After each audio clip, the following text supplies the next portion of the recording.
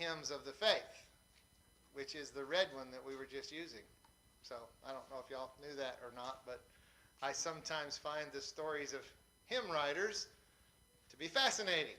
So Derek's been giving us some hymn histories on different Sundays about once a month, so he may at some point choose to look into that fellow. Daniel chapter number 6. Daniel chapter number 6. My title tonight is Daniel's Conflict with Conspiracy, or Daniel Overcomes Conspiracy. Of course, this is a favorite topic, if you will, or a favorite history chapter of many Sunday school teachers. Of course, most of you have heard this chapter since you were very young in Sunday school, and many of you have probably heard it that are young here with us tonight. So Daniel chapter number 6, of course, this is the first chapter written under the new reign of the king of the Medes and Persians, which is a man named Darius, who has just overthrown the Babylonian Empire. And so we know the year is between 538 and 536 BC. He has recently ascended to the throne after overthrowing the second ruler in the king of the city of Babylon named Belshazzar. And so let's read what Daniel has to say about this circumstances, this administration under a new ruler. Daniel chapter 6, verse number 1. It pleased Darius to set over the kingdom 120 princes, which should be over the whole kingdom, and over these three presidents, of whom Daniel was first, that the princes might give accounts unto them, and the king should have no damage. Then this Daniel was preferred above the presidents and princes, because the excellent spirit was in him, and the king thought to set him over the whole realm. Then the presidents and princes sought to find occasion against Daniel concerning the kingdom, but they could find none occasion nor fault, for as much as he was faithful, neither was there any error or fault found in him. Then said these men, we shall not find any occasion against this Daniel, except we find it against him concerning the law of his God. Then these presidents and princes assembled together to the king, and said thus unto him, King Darius, live forever. All the presidents of the kingdom, the governors and the princes, the counselors and the captains, have consulted together to establish a royal statute, and to make a firm decree that whosoever shall ask a petition of any god or man for 30 days, save of thee, O king, he shall be cast into the den of lions. Now, O king, establish the decree and sign the writing, that it be not changed according to the law of the Medes and Persians, which altereth not. Wherefore King Darius signed the writing and the decree. Now when Daniel knew that the writing was signed, he went into his house, and his windows being open in his chamber toward Jerusalem, he kneeled upon his knees 3 times a day, and prayed thanks before his God, as he did aforetime. Then these men assembled, and found Daniel praying and making supplication before his God. Then they came near and spake before the king concerning the king's decree. Hast thou not signed a decree that every man that shall ask a petition of any god or man within 30 days, save of thee, O king, shall be cast into the den of lions? The king answered and said, The thing is true, according to the law of the Medes and Persians, which altereth not. Then answered they and said before the king, that Daniel, which is of the children of the captivity of Judah, regardeth not thee, O king, nor the decree that thou hast signed, but maketh his petition 3 times a day. Then the king, when he heard these words, was sore displeased with himself, and set his heart on Daniel to deliver him. And he labored till the going down of the sun to deliver him. Then these men assembled unto the king, and said unto the king, Know, O king, that the law of the Medes and Persians is, that no decree nor statute which the king establisheth may be changed. Then the king commanded, and they brought Daniel, and cast him into the den of lions. Now the king spake and said unto Daniel, Thy God, whom thou servest continually, he will deliver thee. And a stone was brought, and laid upon the mouth of the den, and the king sealed it with his own signet, and with the signet of his lords, and that the purpose might not be changed concerning Daniel. The king went to his place and passed the night fasting. Neither were instruments of music brought before him, and his sleep went from him. Then the king arose very early in the morning, and went in haste unto the den of lions. When he came to the den, he cried with a lamentable voice unto Daniel, and the king spake and said to Daniel, O Daniel, servant of the living God, is thy God, whom thou servest, continually able to deliver thee from the lions? Then said Daniel unto the king, O king, live forever. My God hath sent his angel, and hath shut the lions' mouths, and they have not hurt me, for as much as before him innocency was found in me, and also before thee, O king, have I done no hurt. Then was the king exceeding glad for him, and commanded that they should take Daniel up out of the den. So Daniel was taken up out of the den, and no manner of hurt was found upon him, because he believed in his God. And the king commanded, and they brought those men which had accused Daniel, and they cast them into the den of lions, them, their children, their wives, and the lions had the mastery of them, and brake all their bones in pieces, or ever they came at the bottom of the den. Then King Darius wrote unto all people, nations, and languages that dwell in all the earth, peace be multiplied unto you. I make a decree that in every dominion of my kingdom men tremble and fear before the God of Daniel, for he is the living God, and steadfast forever, his kingdom that which shall not be destroyed, and his dominion shall be even unto the end. He delivereth and rescueth, and he worketh signs and wonders in heaven and in the earth. Who hath delivered Daniel from the power of the lions? So this Daniel prospered in the reign of Darius and in the reign of Cyrus the Persian. I want here to see, first of all, the principles of Daniel. Daniel was a man of excellence. As we said, and we pointed out last week in Chive, that Babylon fell in the year 538 BC, and Darius immediately ascended to the throne and took over the throne of Belshazzar. Now we know from history that Darius died in the year 536. So this chapter of Daniel chapter 6, we know that Daniel chapter 6 must have taken place between the year 538 and 536 BC. And we also know from the timeline, which we've studied in the earlier chapters, that Daniel was between 88 and 90 years old. That's different than what we see in most Sunday school literature, isn't it? We generally see Daniel as a teenager being thrown in the lion's den. The fact of the matter is he was old and gray-headed and probably long beard. He probably was gray, very gray, or perhaps even like I am. Daniel here was a president, the text tells us. Daniel became one of the 3 presidents of the Medo-Persian Empire. We know from the first 2 verses here that Daniel was the chief of the 3 presidents, and when Darius took over, he divided this region into 3 smaller, or he divided his kingdom into 3 smaller regions, and Daniel was over the one, and he was the lead of the 3 presidents that were each over one of these regions. And so the presidents and the princes composed a sort of parliament, if you will. They were a sort of a representative body, and so each of these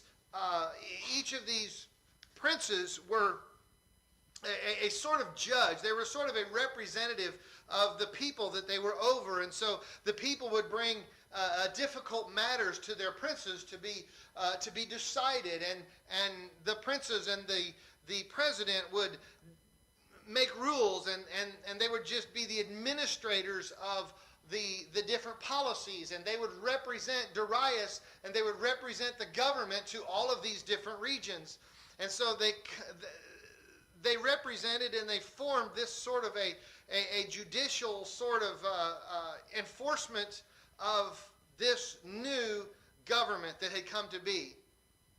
And so we read here in this chapter that once the king made a law, once the king made a decree, 3 times we've read that once a decree was made, once this ruling was sent out, it was never allowed to be changed. The king's rulings, the king's decrees were to be unalterable. And so Daniel, as one of the 3 presidents, he ruled over all of the 120 princes.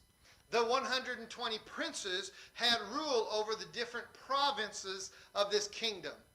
Daniel, as the chief of the 3 presidents, was therefore the chief ruler of Darius.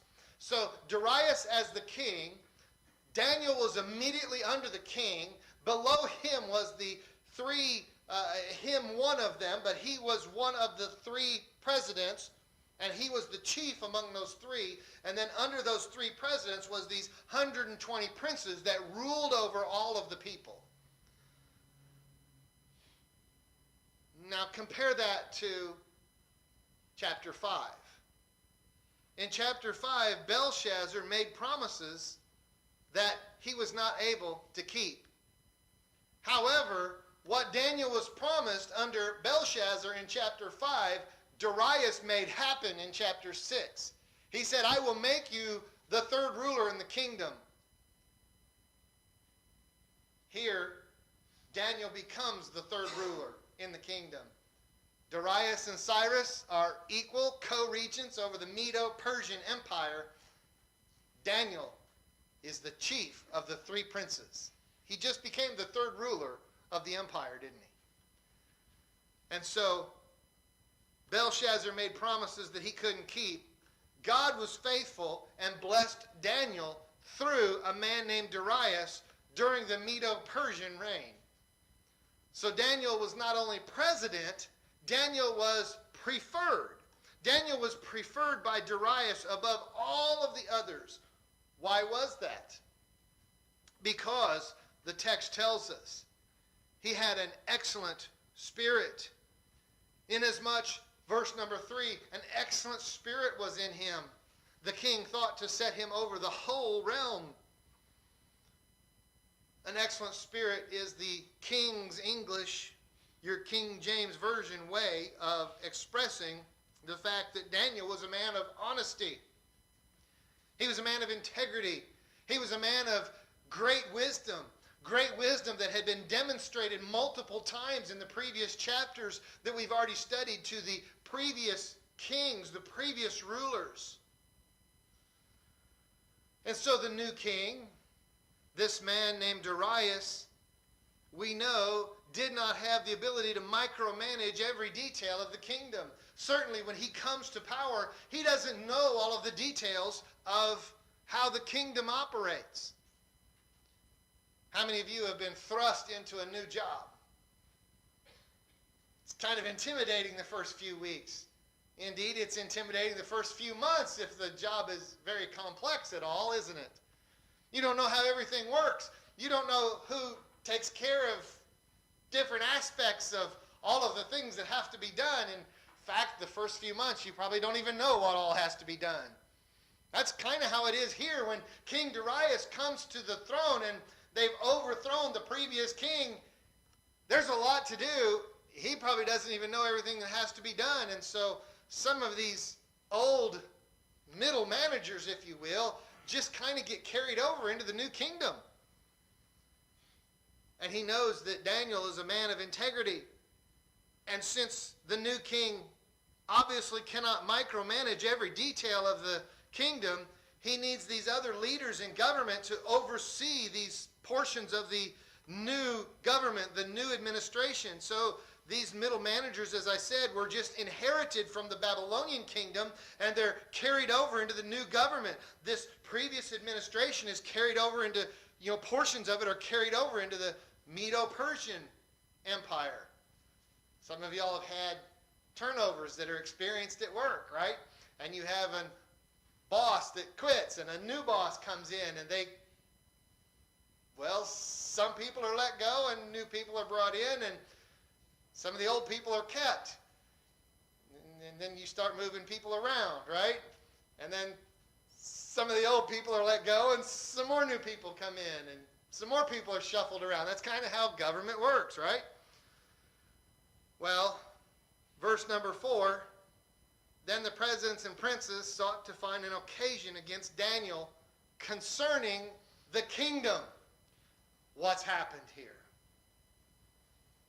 Well, we have a clue in verse 7. In verse 7, all the presence of the kingdom is the governors, the princes, the counselors, the captains have consulted together to establish a royal statute. Does this sound familiar? Does this sound like the same group of people that we've read about 5 or 6 times in the previous chapters? The Chaldeans, the soothsayers, the magicians, it sounds like the same group of people that have just been carried over from the previous administration into the new administration, doesn't it? It's the same group of folks, and they have this envy. They have this dishonesty in their rule, and so these princes are seeking to make this plot against Daniel, and it's most likely that this animosity against Daniel stems from some financial motives or from the fact that, okay, they've been embarrassed a couple of times already by Daniel and these other three Hebrew very wise men. And so, notice a couple things here. Not only do they make this plot directly against Daniel, but this plot is very general. All the presidents of the kingdom, the governors, the princes, the counselors, in verse 7, the captains have consulted together to establish a royal statute to make a firm decree that whosoever shall ask a petition of any god or man for 30 days, save of thee, O king, he shall be cast into the den of lions. Now, what did they just do here? By making this decree so general, you can't ask any request of any god for any reason on any day for a month. Think about how crazy that is. Can you help me lift this bag of wheat? The lion's den with you. Now, you can't ask any petition for anything for 30 days. Is the king going to do everything? Do you see how outlandish this decree was? No petitions. They had not only heaped insults upon the God of Daniel, but they had heaped insults upon their own gods, their own false gods, because they too would be required to obey this decree. So not only was it forbidding Daniel to pray, but they could not pray to their own idols, their own false gods.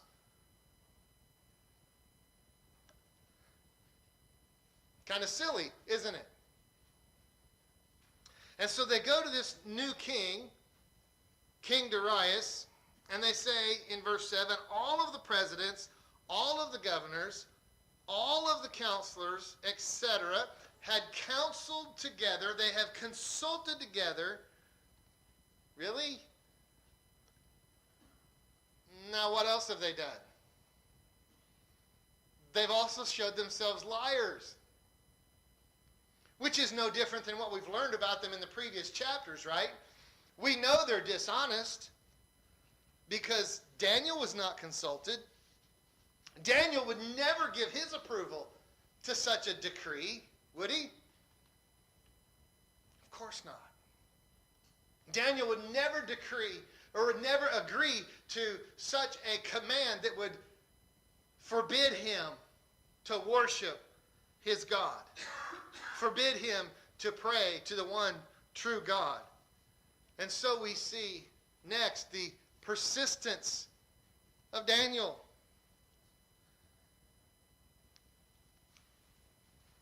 These scheming, these conniving leaders could not tempt Daniel to do anything that was unrighteous. They could not tempt him to do anything that was illegal.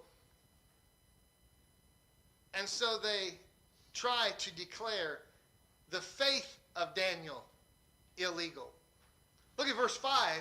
Then said these men, these presidents, the two presidents that were supposed to be equal and yet subject to Daniel, then said these presidents and princes, assembled together to the king and said thus to the king,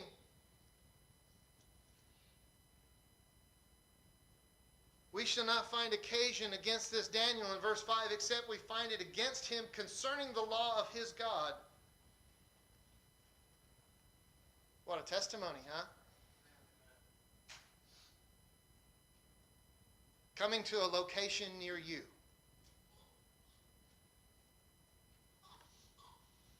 Next. It's coming sooner than you think to our society.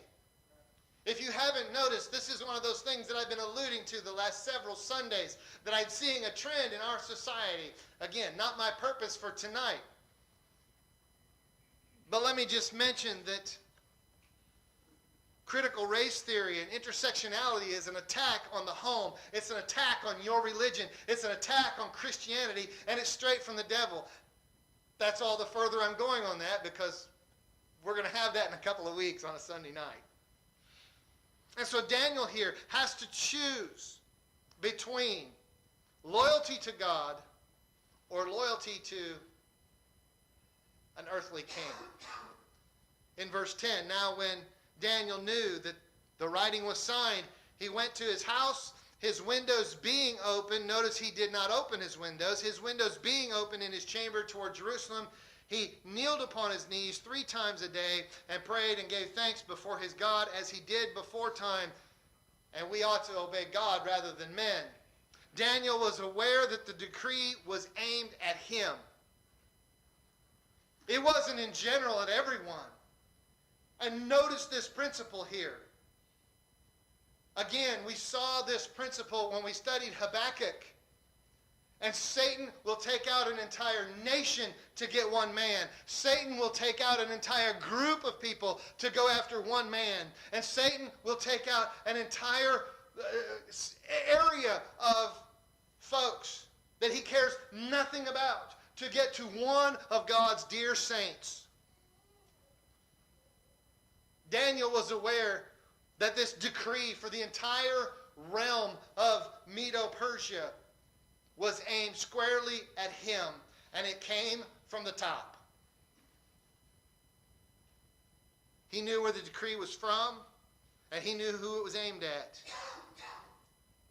And he could have entered into his secret chamber in his house. He could have locked the door. He could have closed the shutters. He could have pulled the blinds. He could have prayed silently. He did none of those things.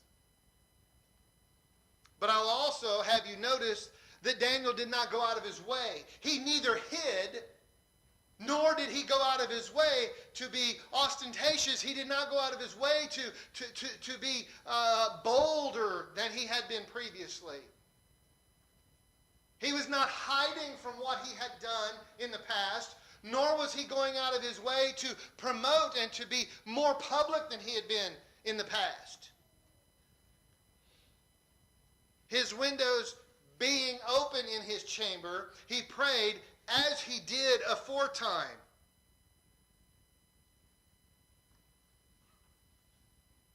He did not value his own life when faced with a question of loyalty to God.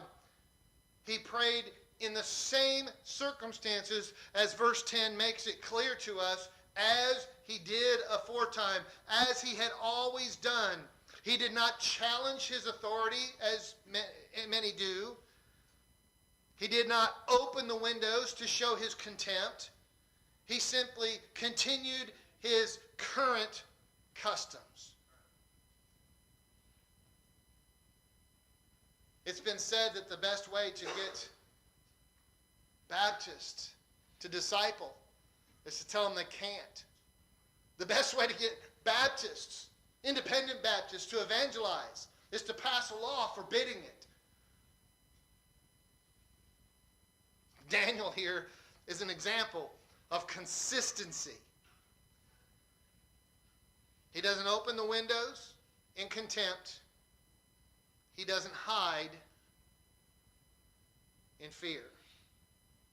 He just keeps on being consistent. And so we see next the panic of the king. Right after the persistence of Daniel, we see the panic of the king. This contempt that is expressed by the conspirators towards Daniel leads to panic of the king.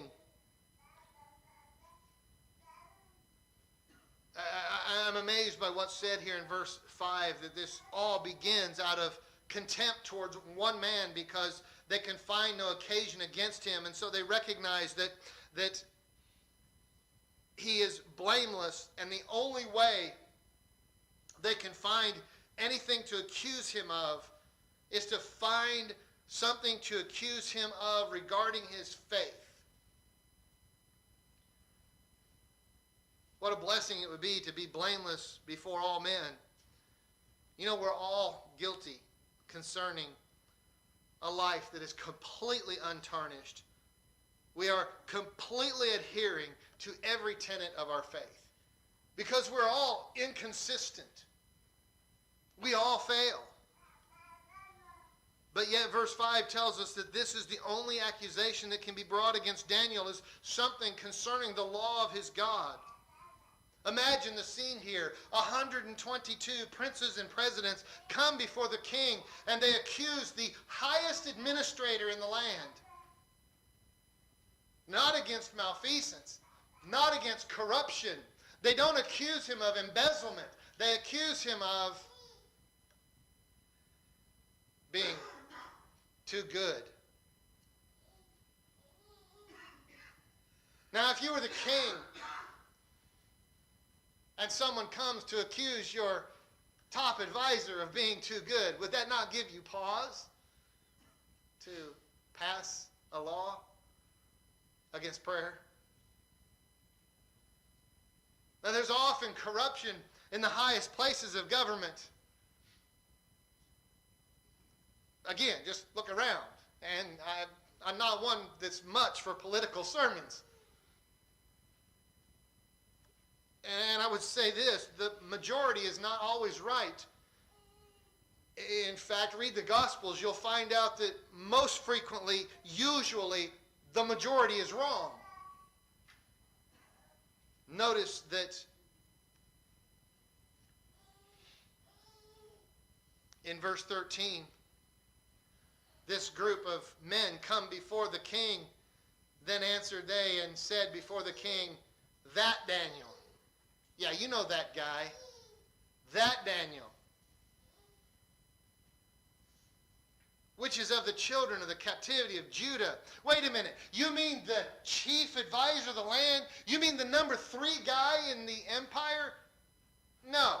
That Daniel of the children of the captivity. Hey, where's the respect? You see how we're talking here? We just read by that, don't we? These guys come before the king, and they're talking about their boss here. Not just their boss because they're presidents and princes, but they're talking about their ruler, the guy that's just under the king. Hey, you know that guy that you put in charge? Yeah, that Daniel. Yeah, you know that guy you put in charge? Yeah, that guy that's really from Judah. That Daniel. Yeah, you know the one from the children of the captivity. Isn't it amazing how a bunch of self-centered, sinful politicians get together? And they're all in perfect unity. I mean, 123 politicians here, all in perfect unity to do evil against one guy that's doing right. But none of them can get along to do anything that's good. And we ought to pray for the pastor in Canada that's in jail for holding church services against a COVID ruling. That's another case of Barabbas. That same government just turned loose sex offenders, but they kept the pastor in jail. There's an example coming to a government near you. So this group of deceivers, what they've done here is they've gotten together in an attempt to flatter the king. I mean, read this for what it is. Oh, great king, we want to help you establish your authority in this new kingdom, in this new reign. And so, in our great wisdom, we've gotten together and we've decided the best course of action for you to take is to pass this rule that nobody can ask anything of any man or any god for the next 30 days. That'll help you establish your own kingdom. That'll help you be the man. That'll help you be the guy in charge. If for the next month, nobody can ask anything of any god or any man except you. kind of playing to his pride a little bit, aren't they? Nobody asks anything. In other words, you're the new guy, and you're the new man in charge. Hey, there's a new sheriff in town. Since you're the new sheriff in town, you just need to micromanage everything. You just micromanage all of the affairs of the kingdom. We'll see how many COVID shots happen. Sorry. I mean, it's just there. It's just there, right? Sometimes it's easy. Have you thought about how self-defeating that would be?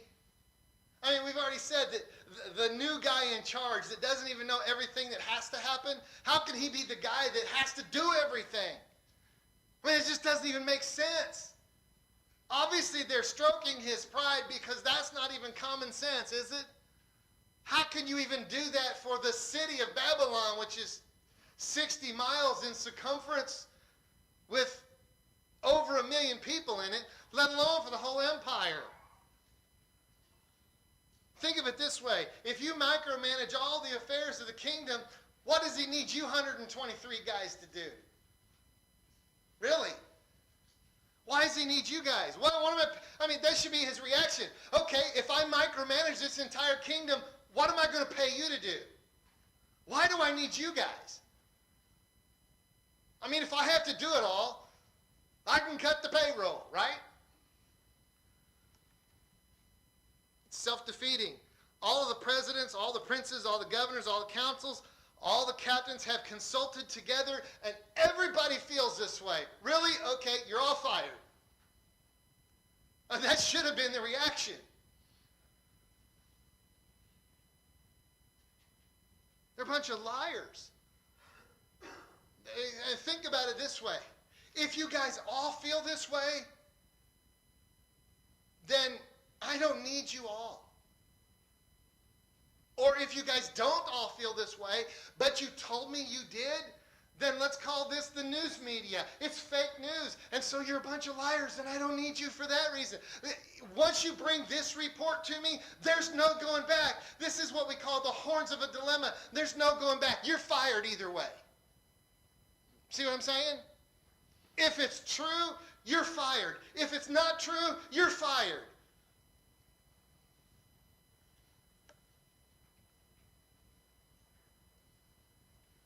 What's amazing to me is, verse 13, then answered they and said before the king, Daniel, which is the children of the captivity of Judah, regardeth not thee, lie, O king, nor the decree that thou hast signed, but maketh his petition 3 times a day. Then the king, when he heard these words, was sore displeased with himself, and set his heart on Daniel to deliver him. And he labored till the going down of the sun to deliver him. So all these lies and this conspiracy doesn't invoke the king's anger towards Daniel. Do you know why? Because when these 122 men come and lie about Daniel, Daniel's the only one not there. Because Daniel would have, as the chief counselor, he would have been there. He would have been the one speaking. Right? So somebody else was delivering this message. Why didn't the king say, oh, everybody feels that way? Why am I hearing from you instead of the chief advisor? Oh, see how we make bad decisions when our pride gets in the way?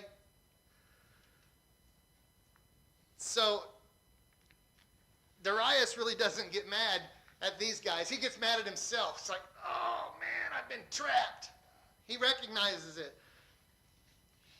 You'd think the king would at least look around for the number one guy. He would at least look around for this guy named Daniel, who he appointed over all these 122 lying knuckleheads. And he would have said, do you agree with this? We forget common sense. Sin makes us stupid.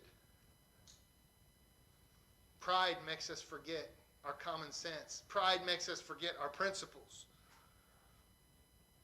This proclamation enlarged the king's pride, and he played right into it.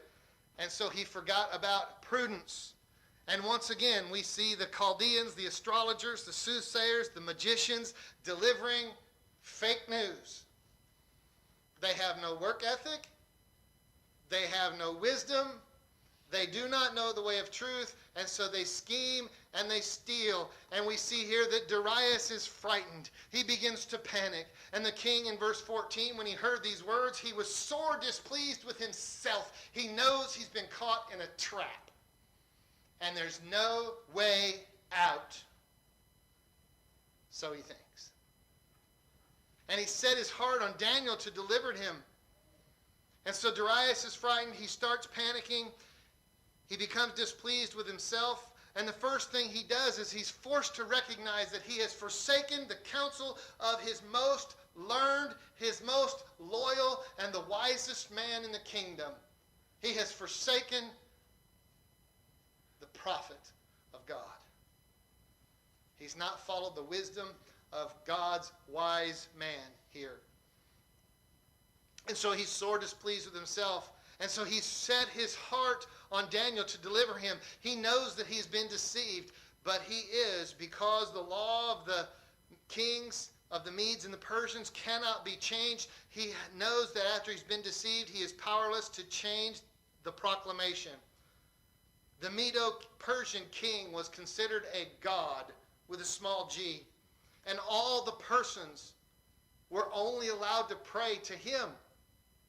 And so for the 30 days that he's already let this proclamation go out, they're only allowed to pray to him for this month. And so he seeks for a way to deliver Daniel, but it's of no use because he's already made the decree. And so when the princes and presidents come, look in verse 15, then these men assembled unto the king and said unto the king, fake news, know, O king, that the law of the Medes and Persians is that no decree or statute which the king established may be changed. Then the king commanded, and they brought Daniel, cast him into the den of lions. Now the king spake and said to Daniel, thy God, whom thou servest continually, he will deliver thee. And so we see that these princes and these presidents press Darius the king. Darius is looking for a way out. He's looking for a way to deliver Daniel. But these evil conspirators keep pressing and pressing and pressing until he finally carries out the sentence that he decreed. And they throw Daniel into a pit of lions. In verse 16, Daniel is pitched into the pit of lions because of Darius' faulty judgment. And then we see Daniel's faith. We don't have time for that. Daniel only stayed in the pit of lions overnight. We're going to leave him there all week. You have to come back next week to hear the end of the story. I feel like Paul Harvey. We don't have time. I could preach for another hour because I'm only halfway through. So, let me tell you what happens. Of course you know. Daniel's pitched in the den of lions. He comes out safely because he trusts in God.